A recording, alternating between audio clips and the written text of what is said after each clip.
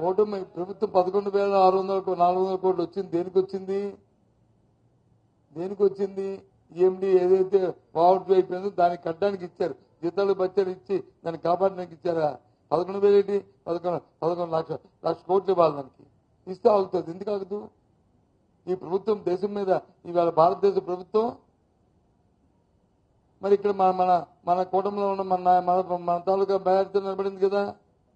మరి ఏ రకంగా మరి ఇది అక్కడ బెంగళూరుకి కానీ లేకపోతే గుజరాత్కి కానీ లేకపోతే బీహార్లకు కానీ ఏ రకంగా ఇచ్చారు మీరు? ఎందుకు ఇక్కడ మరి ఇవ్వట్లేదు? ఇక్కడ ప్లాంట్కి ఇవ్వట్లేదు. మరి ఆ ప్లాంట్లకు ఎందుకు ఇచ్చారు అంటే ఇక్కడ నాయకులకు వచ్చి రాష్ట్రం తాలూకు అభివృద్ధి పట్ల రాష్ట్రంలో ఉన్న పరిశ్రమ పట్ల కాకుండా సొంత ప్రయోజనాల కోసం ఆలోచన చేస్తున్నారు. కాబట్టే ఇవి జరుగుతున్నాయి.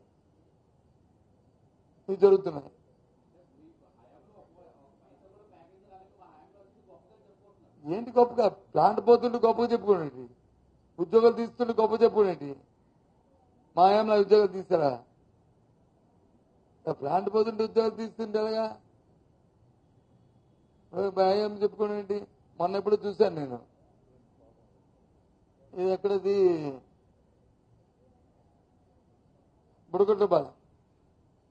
చంద్రబాబు నాయుడు గారు మత్స్యకార భరోసా ఏదో ఇవ్వడానికి వచ్చు. అక్కడ రామ్మోహన్ నాయుడు గారు చంద్రబాబు నాయుడు గారు ఈ పోర్టులన్నీ మేమే కడుతున్నాం అని చెప్పారు. రామ్మోహన్ గారు ఇంకొక అడుగు ముందుకేస్తారు పాపం. కేంద్రమంత్రి గారు మా స్నేహితుడు, వాళ్ళ నాన్నగారు చాలా మంచి స్నేహితులు నాకు. ఆయన ముందుకే వేసారు. వేసి ఏకంగా మూలపేట పోర్టుని మేమే కడుతున్నాం అని చెప్పారు. మూలపేట పోర్టు వచ్చి అబద్ధ ప్రభుత్వ హయాంలో వచ్చి దానికి ఫౌండేషన్ వేశారు. అప్పుడు ఒక 20%, 30% అది ప్రారంభమైంది. దానికి మేము సర్వేగంతో దాన్ని కట్టే ప్రయత్నం చేస్తున్నాము. దానికి 50 కోట్లు, 100 కోట్లు, 1000 కోట్లు శాంక్షన్ చేసామంటే అందం ఉంది. ఆ పోర్టే మేము కడుతున్నాం అంటారు. ఏంటిది అంటే అసలు వైసీపీ పార్టీ లేదు అందులో.